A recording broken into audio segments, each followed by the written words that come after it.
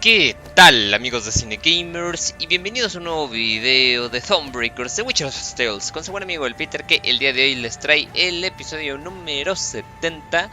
Y algo me dice que el acto 4 también va a ser bastante largo. Entonces sí, vamos a tirarle a los 100 episodios. Pero oigan, 100 episodios para algo que tiene que ver con The Witcher, la verdad tampoco le hago tanto el feo. Y si tiene finales alternativos, yo creo que sí lo saco. Me tomaría un rato y obviamente solo grabaría los finales alternativos y les diría cuáles son las diferencias. No prometo nada porque luego se me echan a la yugular, pero espero sí ir por ahí, por ese tema. Sacamos un logrito ahorita, entonces muy bien. Si es uno que por un momento sí me dio miedo de cómo lo iba a hacer porque nunca había llegado a una cantidad así de 300. Casi llegué a los 600, la verdad es que qué ridiculez. Pues antes de ir hacia donde tengo que ir, que va a ser justamente aquí donde estoy mostrando en el mapa, quiero ver qué hay en este pueblito que está al lado. Y creo que con eso ya se acabó, o sea, después de eso voy, o sea, si hay como en el, creo que fue en el acto 2 que había un, o fue en el 1, o sea que hay como una batalla. Bueno, Snow crunched under their boots, cold air stung their lungs, and the wind snapped at their cloaks. Meve wiped sweat from her brow and turned to Raynor.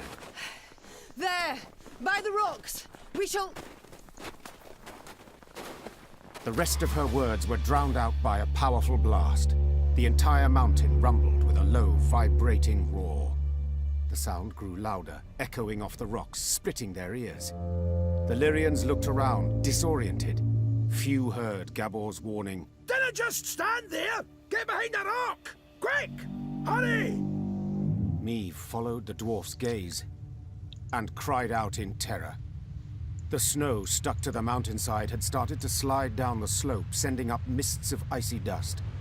Before she could react, the white torrent knocked her to her knees, crushing her and smothering her into the ground. But Meve survived. The dwarves who ran to the Lyrians' rescue dug her out of the snow in time. Some of her soldiers were not so lucky. The queen looked at their bodies, blue, frozen. Next to them lay dead horses, demolished wagons. The losses were enormous. Meve wiped her cheek. Her tears burned her frozen skin. Gabor spoke a while with the leader of the Mahakam guard patrol that had come to their rescue. What? What have you learned? I'll tell you all in good time. First, you need a warm drink, good victuals. No, Gabor. I need to find out what in blazes happened here. Well, it was an avalanche. ¿A poco? Of course it was an avalanche. I'm no fool. But what caused it? What was that noise? Signal horns. Ours. So you brought this snow down on us? Dwarves! Well, aye, but, Sí, pero no. unawares. I'm extremely curious how one sounds a horn without being aware of it. That must be quite a sight. Meve, let me explain. I will. And the explanation better not sound like a clumsy excuse. See, we clean our mount regularly. The way men folk shovel snow off their roofs. Otherwise, the whole shebang would come tumbling down on our heads. When snow's gathered deep enough, we blast our horns to cause a controlled avalanche. Then we need to, sweep up a wee bit and the road's safe. All well and good, but why did you decide to clean up right as I was passing through? Wondering that myself. Schedule says next cleaning should have been a week from now. Okay, But someone asked the route to be cleared earlier. Who? Meve, I'll tell you. But first, promise you'll... Who? Coño, coño.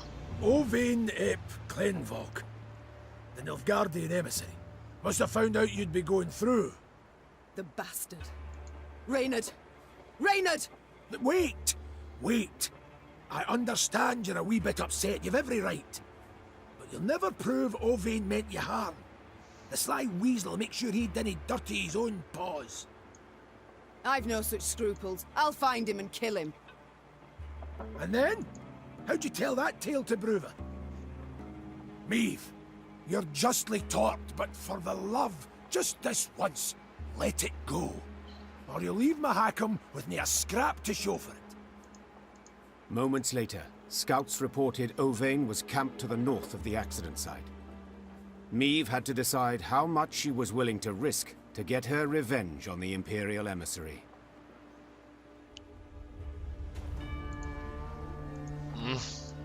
A ver cómo están. Puta, perdimos todo el oro. Digo, tampoco ya no nos quedaba mucho, así que dijeras qué bruto, como cuando ganamos con el dragón.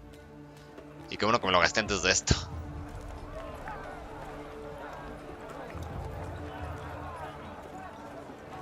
There, milady, whispered one of the scouts. Left of the path. Meve squinted. The Nilfgaardians had taken shelter from the falling snow under a rocky outcropping. The smell of roasting meat wafted from their campfire, and echoes of laughter could be heard. The black-clad soldiers had reason to celebrate. They had just decimated Meve's company without even drawing their weapons. Meve's gaze caught something else. A metal container into which the Nilfgaardians tossed bones once they'd been gnawed clean. It looked strangely familiar. Only after a moment did the Queen understand it was an overturned Lyrian helmet dug out of the snowy grave of one of her men. The Horsons. Meve hissed. They'll pay for this. Meve, asking you last time, keep a cool head. Whispered Gabor. You want vengeance? I get it. But think of the cost. If so much as a hair gets plucked from Ovain's head, Bruver will never forgive you.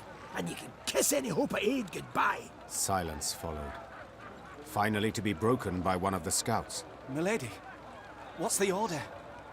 Do we attack? Puta, pues la verdad es que ya he hecho muchas cosas medio malonas con este clan, entonces... Pero si no lo hago, mis tropas se pueden enojar conmigo. No. Said the Queen after long deliberation. But milady, they... I know what they did, and that I shall never forget nor forgive. Said Meve, placing a hand on her scout's shoulder. But breaking Dwarven law only plays into the Nilfgaardians' hand, causing us to lose allies and our chance for victory. Meve brushed the snow from her trousers and straightened her spine. Avenge our comrades we shall.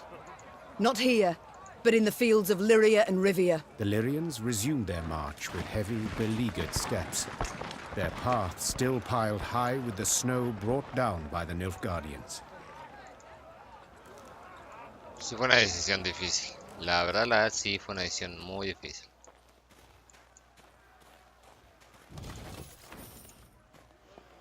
A ver qué pasa acá. While passing the mining settlement of Kolstock, Meve heard the sounds of battle. Hey-ho! Into the fray, lads! Expecting she would see monsters swarming dwarves, the Queen set off at a gallop to the rescue. Her braid blew about in the wind like a banner, showing her men in which direction to attack. The dwarves she saw, however, were not engaged in a battle against Shaelmars and Barbagazes. No, they were going at one another. Luckily, no weapons had yet been drawn, but given the dwarves have hands the size of bread loaves, this did not necessarily mean there would be no deaths. Oi, lads! Roared Gabor Zigrin. What's this foolishness? Calm the hell down, damn it! Gabor's intervention proved successful. The dwarves limited themselves to verbal jousting. Meve, who was no stranger to barrack room talk, nonetheless turned crimson at the dwarves' cursing. Piecing together the obscenities, Meve concluded they were debating an old quarrel about the height of a certain mountain, or rather of the twin peaks atop it. One of them lay in the territory of Clan Dahlberg, while the other in the Hoogsland. Each family felt their peak was the highest, all measurements indicating the contrary being total fabrications. Queen, Started Gabor, nervously chewing his moustache. they're asking if you, as yin impartial and a fair-minded wench to boot, wouldn't you wish to settle their Egypt squabble once and for all? Meve knew well that this type of age-old quarrel could easily end in bloodshed, so she resolved to help. Representatives of the two clans gave her a strange mechanism she was to use to measure elevation. All that was left was for the Queen to button her coat up to the neck and scale the twin peaks. Time to end this delicate feud Okay. once and for all. Tengo que ver bien dónde está esto. No. No, es select, es Y. A ver. Pues me imagino que debe ser aquí. No sé si me ocurre otro lugar. Ok.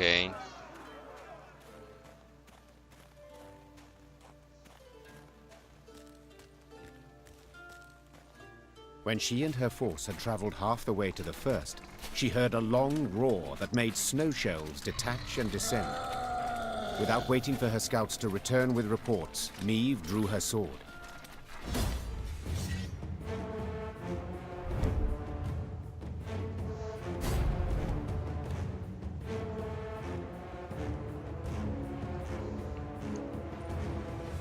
Bueno, es una batalla corta, entonces aquí sí puedo irme por un combo más específico. A Calzone lo puedo sacar con alguna carta dorada, entonces ya saben que lo que busco es justamente tener a los tamborileros. Fuego creo que nos puede ayudar. La verdad es que nos puede ir algo mal, o sea... Eyes up, lads! They're flying straight for us! Left, right, left, right. Right, left, right, left. Como suena diferente, Again and again and again. I think you'll really like this one. Bueno, de aquí... creo que prefiero robar 2 cartas. Ouch. Y ouch, pero al menos ya tenemos el combo del fuego.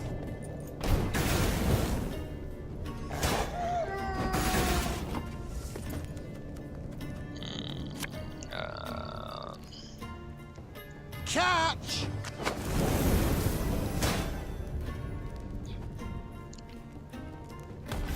Que ahorita sí están bien débiles. Después de la putiza que nos metió la historia, porque ni siquiera fue algo que yo haya decidido. La maldita historia. Quite the clever little contraption they gave us. Work of a gnome, of course. No ayuda. Cock it.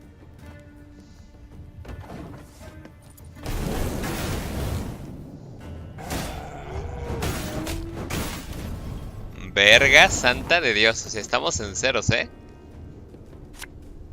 Army's a waste of time for one like me. ¿Qué pedo con están ataque y atáquenos?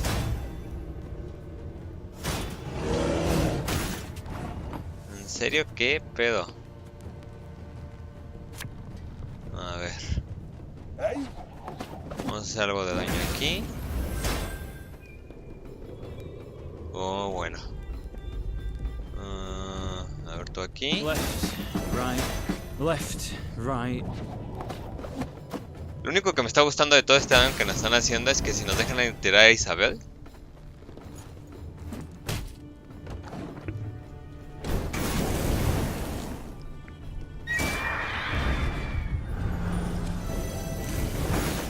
No estamos tan mal. Lo voy a poner aquí abajo. Too late to walk away. Con que aguantes, con que aguante un poquito. I smell a leak. One gold. Va a hacer algo de daño. Que oigan, me había limpiado la mesa y aquí le estoy llevando. Nada más deja que aguante. No chingues. Justamente a Isabel. Pinche juego. Te lo hubiera bufeado tan cabronamente que ya con eso ha ganado. O sea, no me hubieran podido hacer la vuelta de eso. Pero mira.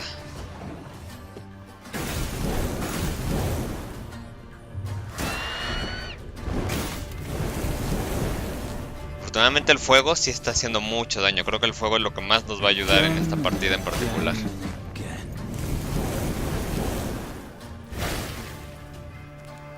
Que sí lo estoy perdiendo todo, o sea, todo. Para que ayude al fuego con sus menesteres.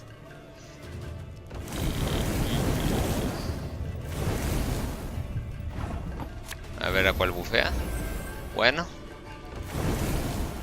Sí, fucking fuego.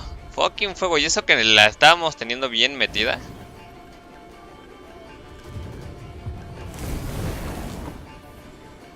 Army's a waste of time for one like me. Técnicamente ya... Pues ya. Take those measurements and let's be gone from this place. Que ya no teníamos en la carta. Sí estuvo difícil y me gustó. The Lyrians managed to repel the monsters and reach both peaks. Upon each, Meve ordered her men to take the measurements. While waiting, she admired the breathtaking view of the Mahakaman Massif.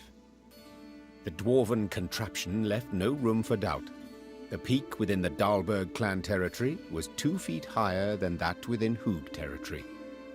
Gabor was clearly displeased with the results. Oh, damn it all! I'd hoped you'd prove Brewer's clan was in the right. He'd have been content to see the Dahlbergs knocked down a peg or two, and, possibly, he'd have been more inclined to help you, said the dwarf in frustration. Then, after a pause, he added, Although, only you saw what the device showed, Queen. Perhaps you could, recalibrate the results a wee bit? To lie No. would be simple, true. said Meve. Yet to forget the matter would be so much harder. No, Gabor, I shall tell the truth. The Queen's tone made it clear the discussion was over. Gabor let the matter lie, and Meve's force began its descent down the mountainside.